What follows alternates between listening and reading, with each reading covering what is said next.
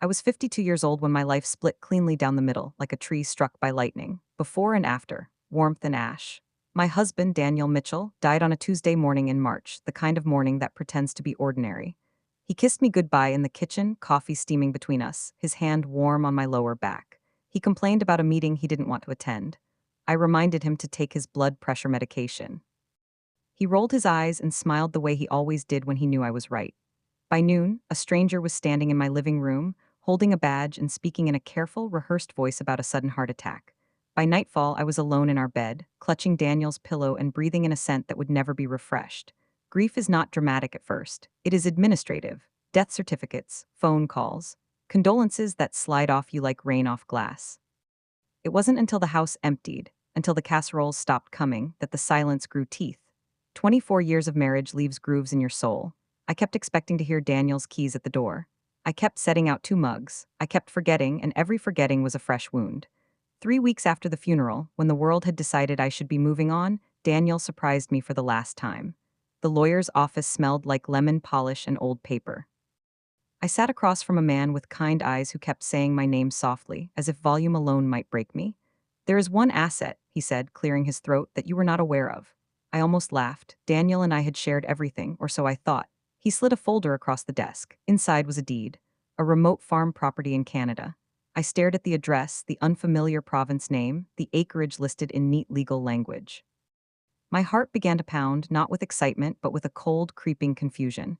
"That can't be right," I said. Daniel hated the cold. The lawyer hesitated. "Your husband purchased the property 19 years ago. He maintained ownership privately. There were instructions." My mouth went dry. "What instructions?" "That you were never to visit the property during his lifetime." The words landed like a slap. Never to visit. I remembered the arguments, the vague evasions whenever Canada came up. Business trips that never quite added up. Long stretches when Daniel felt distant. I had chalked it up to stress, to the quiet secrets every long marriage collects. Now, sitting there, I realized how little I truly knew. The lawyer continued speaking, something about taxes and options, but my mind was already racing ahead, filling with images I didn't want. A second family. A hidden life. Proof that my marriage was not what I believed it to be. "I'm planning to sell it," I said abruptly. The words tasted bitter but firm. "I don't want it." "Of course," he replied gently. "But given its condition and location, buyers may request a site visit."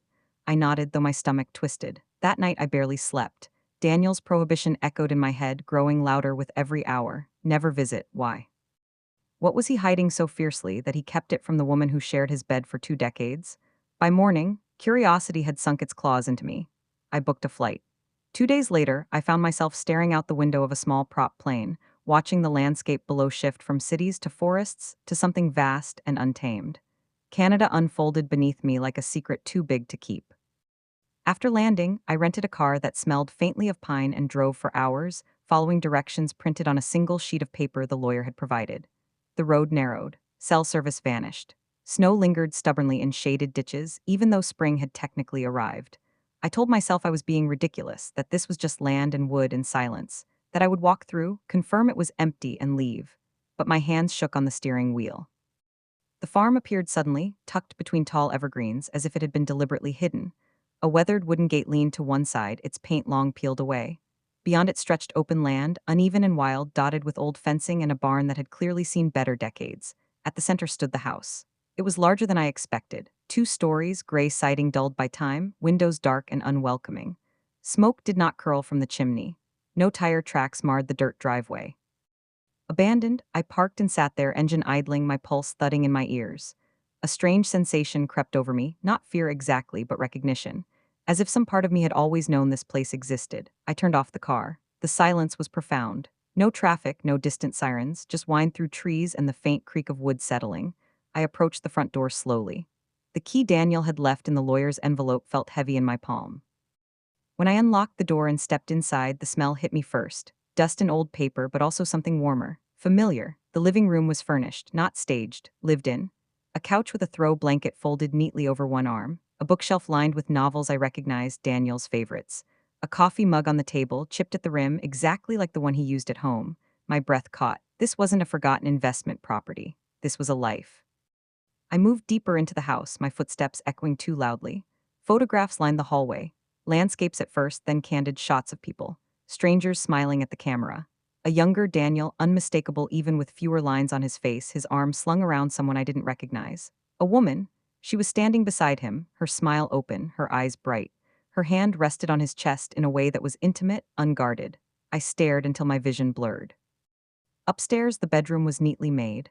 On the nightstand sat a leather-bound journal. My name was written on the cover in Daniel's handwriting. My legs nearly gave out. I sat on the edge of the bed, heart racing, and opened it. The first entry was dated 18 years ago. Catherine, it began. If you are reading this, then I have failed to tell you the truth while I was alive. I am so deeply sorry. Tears spilled onto the page, blurring the ink. He wrote about the farm, about coming here when the weight of his past threatened to crush him, about mistakes he made before we met, about a child. A child he had given up, believing he was doing the right thing. A child who had grown up nearby, never knowing who he truly was. A child Daniel had found again years later, by accident, by fate. The woman in the photograph was his daughter. My chest felt tight, but not with the betrayal I expected, with something heavier. Sadness layered upon sadness. Daniel wrote about guilt, about fear, about how he didn't trust himself not to run here whenever life became hard, and how he was terrified that if I ever saw this place, I would see him as weak. He was wrong about many things, but not about this being a refuge. The last entry was dated a week before his death. This place holds the parts of me I never knew how to share. But I hope somehow, Catherine, that it might become a place where you find something too. You are stronger than you know. Stronger than I ever was. I closed the journal, pressing it to my chest as sobs finally tore free. I had come here planning to sell, to erase the secret from my life. Instead, I stood in the middle of it, surrounded by proof that love can be imperfect and still be real. That grief does not end a story, it opens another. Outside, the wind picked up, rattling the windows as if urging me forward. I wiped my face and stood. I wasn't leaving yet. I stayed standing in the bedroom for a long time after closing the journal, my arms wrapped around myself as if I could hold my insides together by force. The house creaked softly, settling around me like a living thing acknowledging my presence. Outside, a low wind moaned through the trees, not threatening, just lonely. I thought grief had already hollowed me out. I was wrong. This was a different kind of ache, one that didn't simply mourn what was gone, but what had been hidden, postponed, folded away. I moved through the house more slowly now, as if it might bruise if I rushed. In the kitchen, there were dishes neatly stacked, spices arranged with care. A calendar hung on the wall, its dates marked in Daniel's handwriting. Some days had small notes: fence repair, check well, M's birthday. My chest tight. He hadn't written her name out, not even here. Habit maybe, or fear. I opened drawers, cabinets. Everything was orderly, purposeful. This place hadn't been abandoned, it had been paused.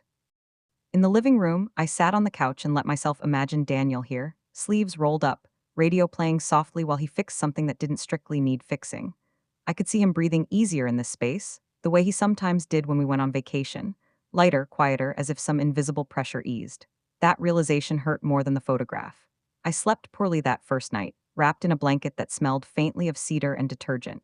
Every sound jolted me awake. Branches scraping the siding, the snap of cooling wood. Once I was certain I heard footsteps outside, and my heart hammered so hard I thought it might betray me the way Daniel's had betrayed him. Morning came slowly, pale light seeping through the curtains. I made coffee using grounds I found in the cupboard, though they tasted stale and weak. Still, the ritual steadied me. I told myself I would leave after breakfast, just one night, enough to confirm what I already knew.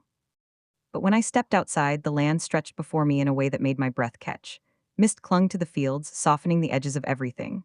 The air smelled clean, sharp with pine and damp earth. I walked toward the barn, my boots crunching softly on gravel. The doors groaned in protest when I pushed them open. Inside were tools neatly hung, a workbench scarred by years of use. On the far wall, a child's height chart had been carved into the wood. My fingers traced the etched lines, dates, initials. M at 6, M at 9, M at 12. I pressed my forehead against the wood, grief washing over me in waves. Daniel hadn't just hidden a place, he'd hidden years. A relationship built in fragments and stolen moments, carried like contraband in his chest. A sound startled me, a vehicle engine, distant but growing closer.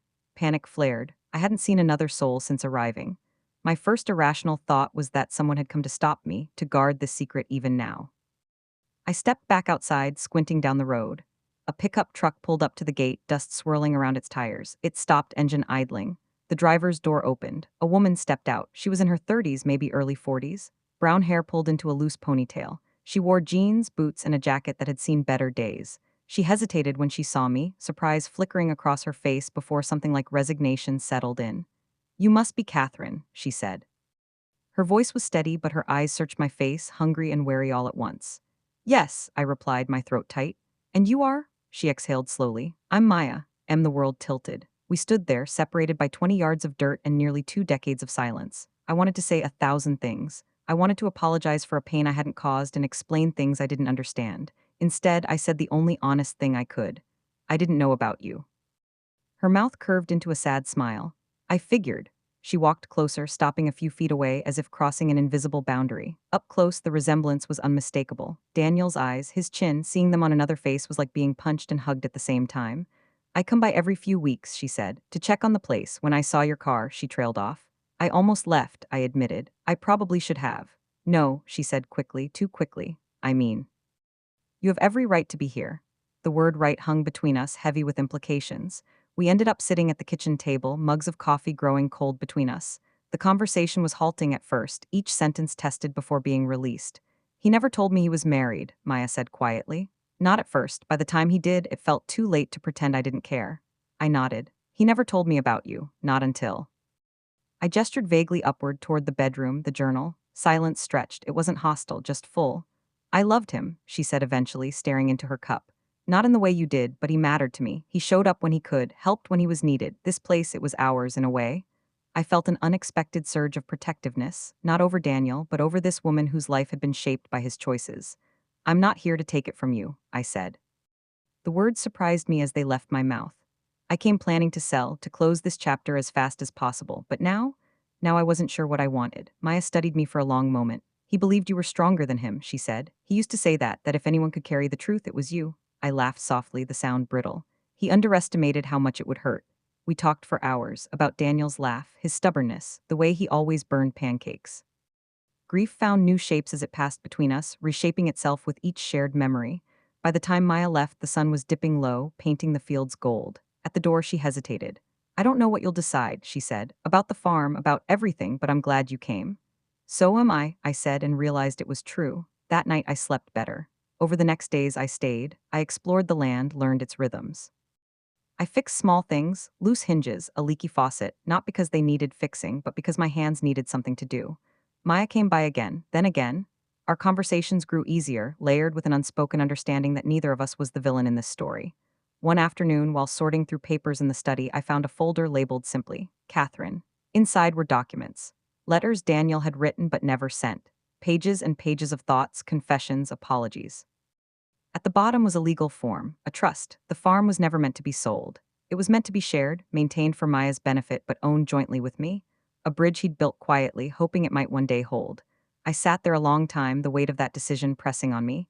He had trusted me with this, even if he hadn't trusted himself to explain it. Grief is not linear. It loops back on itself, doubles over, surprises you when you think you've reached the end.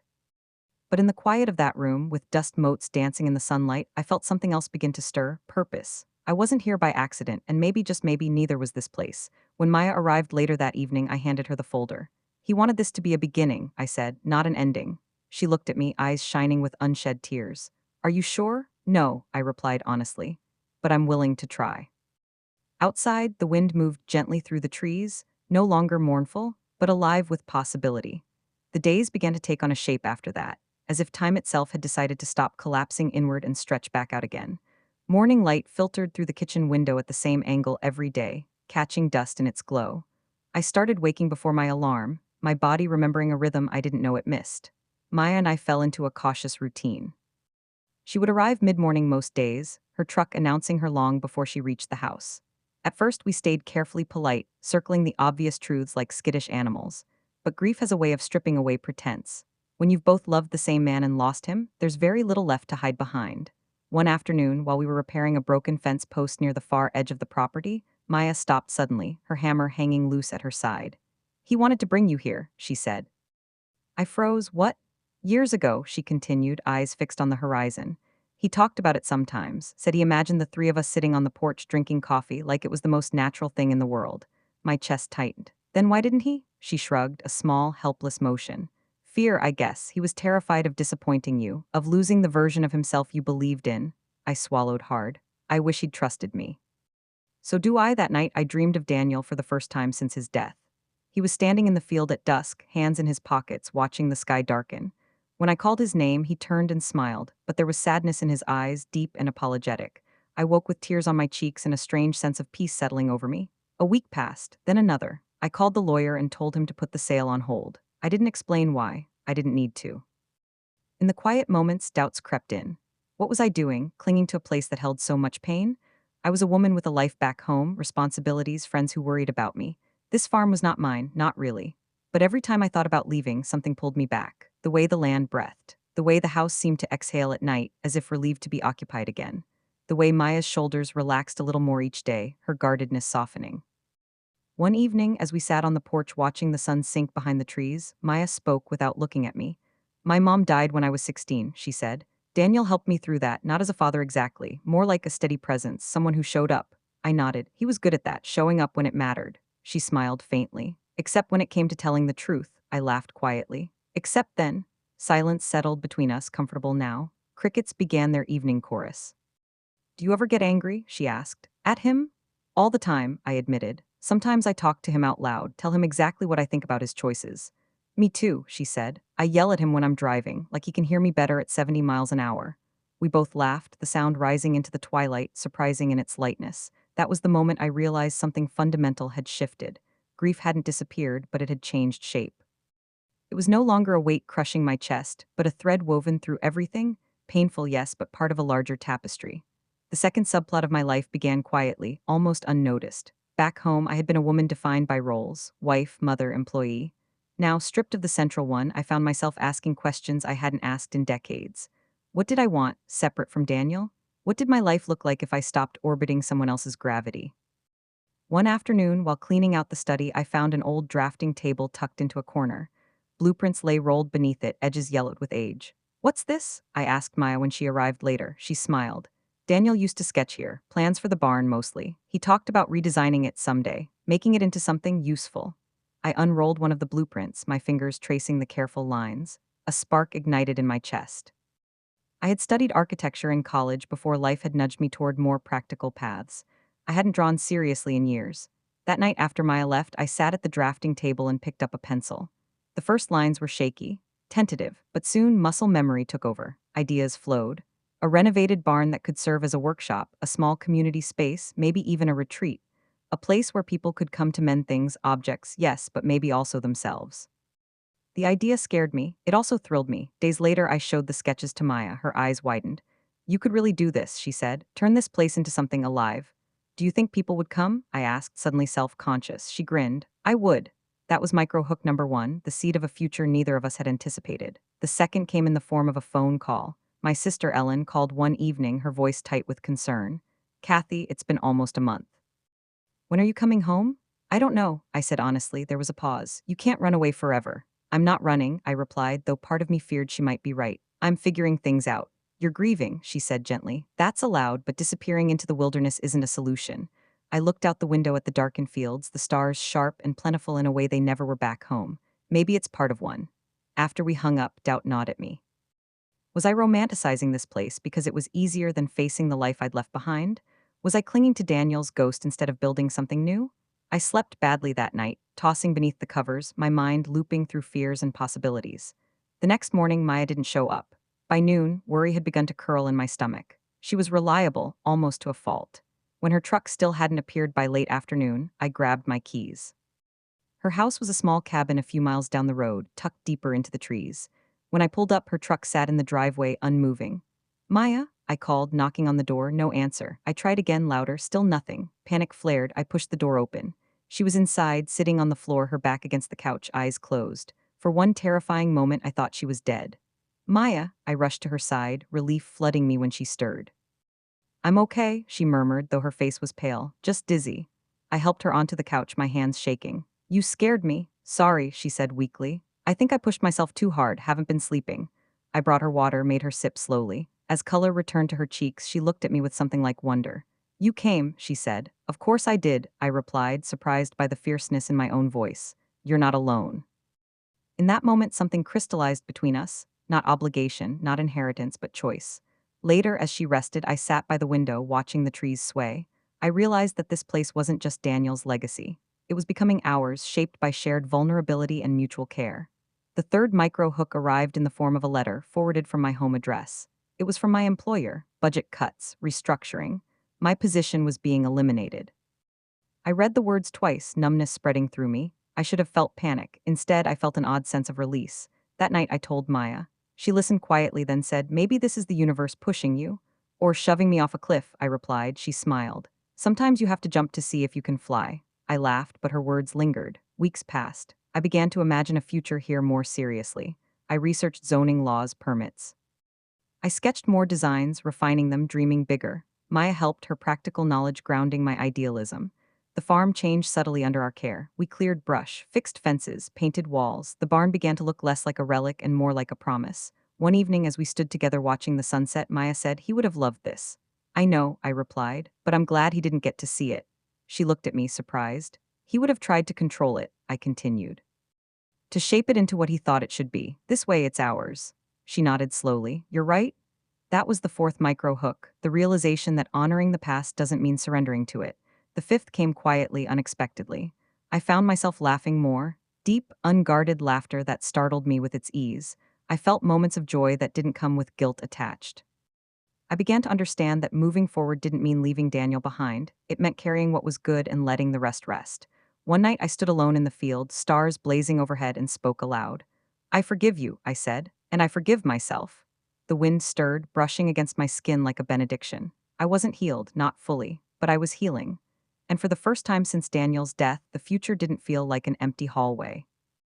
It felt like a door just beginning to open. The letter from my employer sat folded on the kitchen counter for days, its presence a quiet dare. Every time I walked past it, my pulse quickened, not with fear, but with the strange awareness that a door had closed behind me without my permission, and another stood ajar ahead. I didn't tell Ellen right away, or my friends. I needed time to sit with the truth of it, to see how it felt in my body. Strangely, it felt like relief layered with terror, the way it must feel to loosen your grip at the top of a ladder and realize there's nothing beneath your feet but open air. Maya recovered quickly from her dizzy spell, though I noticed she moved more carefully afterward, listening to her limits in a way she hadn't before. We talked about it one evening while washing dishes, the window open to the scent of damp grass. "I'm not good at stopping," she admitted. "If I stop, I think about things I don't want to think about." "I know that feeling," I said, handing her a towel. The water ran, the plates clinked, ordinary sounds grounding. "I'm glad you're here," she added softly. So was I, but the thought carried weight now. Being here wasn't a pause anymore, it was a choice, and choices have consequences. A few days later, I drove into the nearest town, a modest place with a single main street and a cafe that smelled like cinnamon and burnt coffee. I sat at a corner table with my notebook, sketching ideas, jotting questions. Could a space like the one I envisioned survive out here? Would people come? The waitress, a woman in her 60s with sharp eyes and a warm smile, leaned over my table.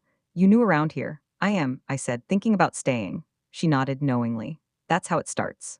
I smiled, feeling seen in a way I hadn't expected. Back at the farm, Maya and I began talking more seriously about the future.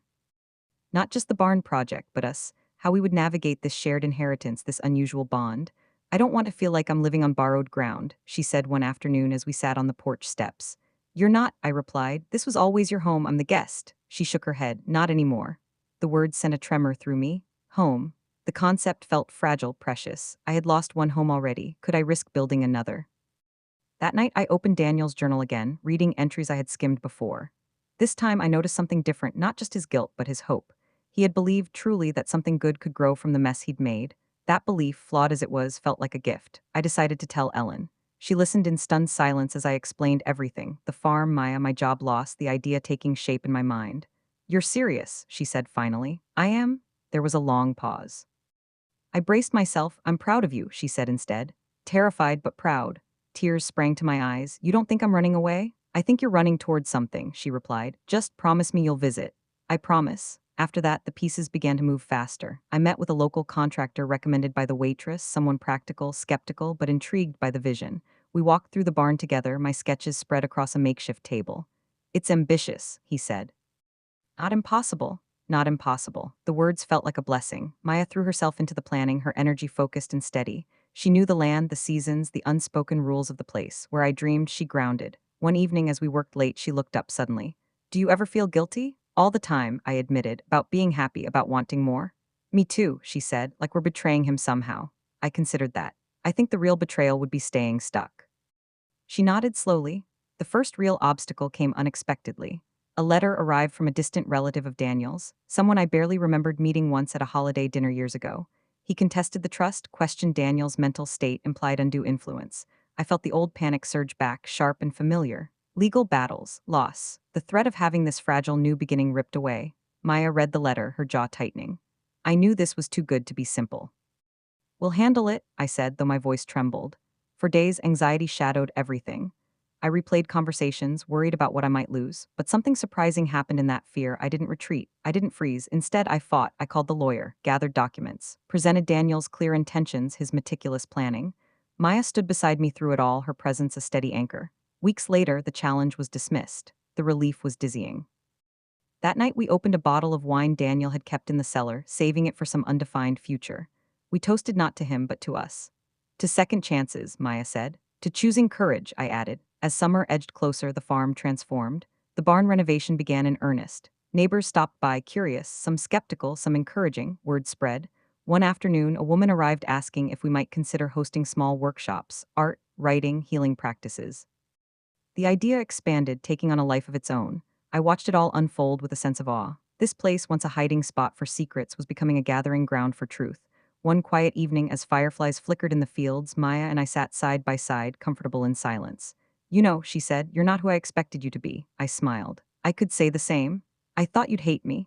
"I thought I would too," I admitted. "But life doesn't always follow the script." She laughed softly. "Good thing." I realized then that my heart had expanded in ways I hadn't known were possible, not replacing what was lost, but making room alongside it. I still missed Daniel. Some days the ache was sharp, sudden, but it no longer defined me. It no longer owned me. I was building something, not just a space, but a self I hadn't fully met before. One night, standing alone in the barn as the last light faded, I placed my hand against a newly restored beam and felt a surge of gratitude. For the truth that shattered me, for the courage that followed, for the understanding that endings, when honored honestly, can become beginnings in disguise. Outside, laughter drifted from the house, Maya on the phone, alive and present. The sound warmed me. I turned off the lights and stepped into the dusk, ready for whatever came next. The first official event at the farm happened on a Saturday in late August, when the air had begun to sharpen just slightly at the edges, hinting at the coming fall. We hadn't advertised much, just a small notice at the cafe and a few quiet mentions around town, but by mid-morning, cars lined the dirt road like a procession of cautious hope. I stood at the kitchen window, watching strangers step out into the sunlight, their faces open and curious. My hands trembled around my coffee mug.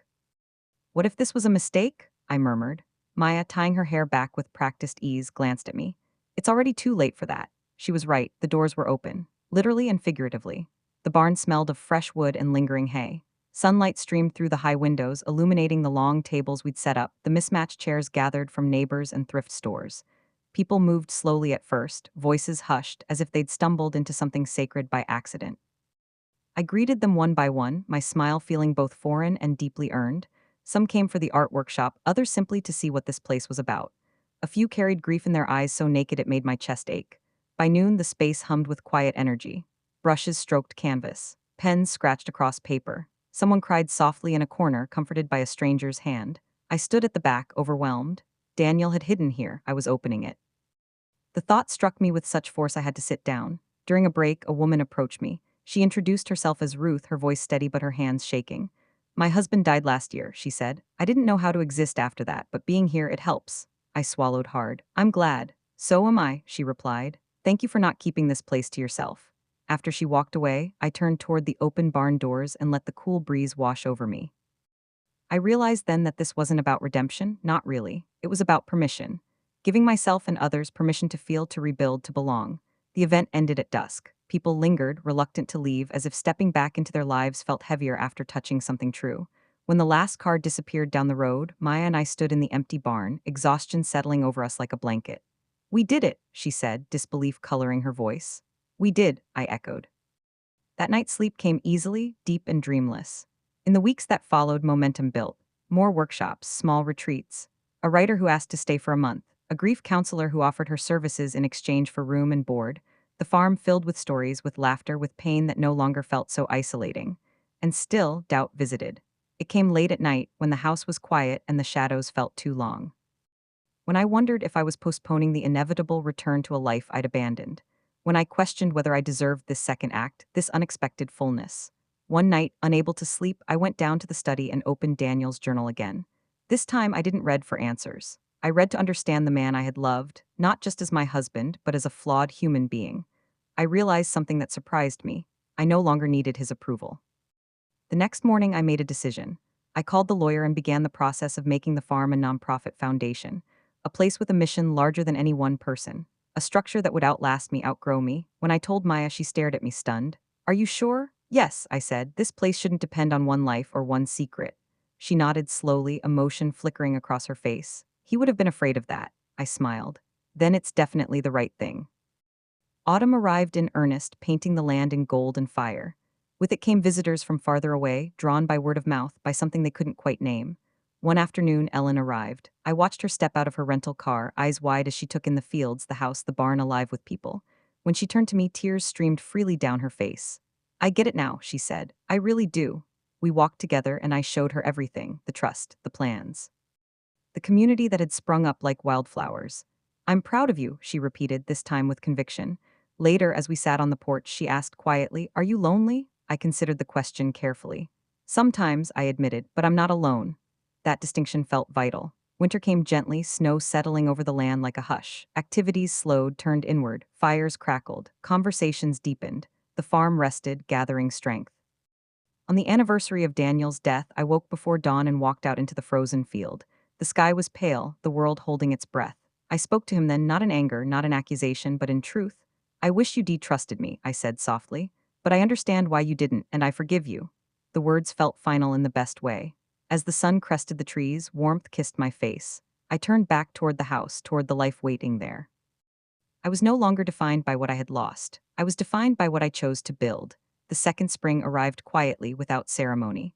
One morning I woke to the sound of water dripping from the eaves, the steady thaw undoing winter's careful work.